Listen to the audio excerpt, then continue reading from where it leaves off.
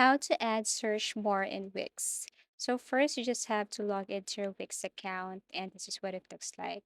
So to start, you just have to click this plus icon here and then kindly tap this search option, go to the search bar and then type search bar. Okay.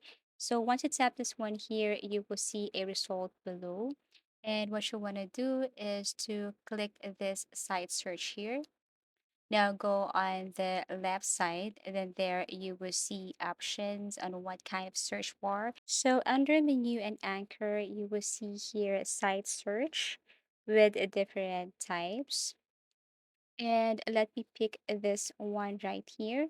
So once you've selected one, all you have to do is to tap or click and then move it to the position or to the place you want your site search or search bar to appear. So this is what it looks like. And here it is. So if your customer or someone visits your website, they will see your search bar right here. Now, to manage or edit something or modify the settings, all you have to do is simply go to manage search result and try to change something here, but this is how it appears. So that's how easy it is to add search bar in Wix. Now you can go back and then try to change it. It's okay. All you have to do is to go to menu and anchor again and search for that site search or search bar that you want to use here on your Wix. Thank you for watching and see you again in our next tutorials.